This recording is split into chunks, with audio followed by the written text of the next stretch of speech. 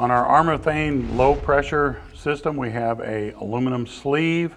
Into that sleeve we slip a mixing tube.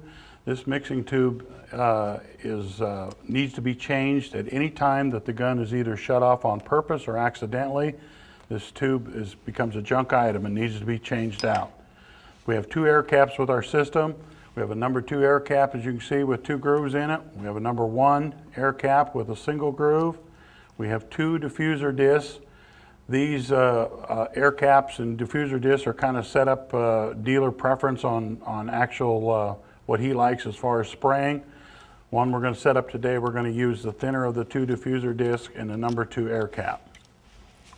We're going to screw that onto the end here. And a little tip for you guys out there in the field. Even though ArmorThane does not stick very well to this plastic cap, if you would go ahead and coat this area with a thin coat of petroleum jelly, it helps at cleanup time. We can go ahead and put our actual mix tube in there. Now this is the last thing that goes on our gun. We're going to be suited up, we're going to be ready to spray, everything's going to be ready to go. And one last time, we're going to open up the valves and turn on our pump speed, and we're going to check for 2 full streams of material coming out of the end of our gun. If we have these 2 full streams, we're suited up, we've got our air breathing system on, we're ready to go. So we know that nothing's going to happen on the end of that gun that's going to cause these streams to deviate from a full stream. We'll go ahead and put our cap on, plug in our air line, and we're going to spray.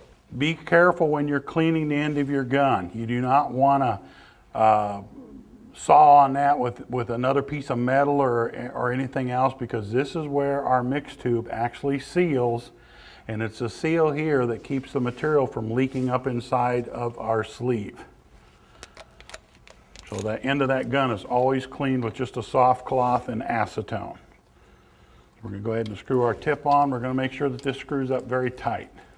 Hand tight only, but we want it real tight so that we know that we have a seal between the end of our manifold and our mixing tube.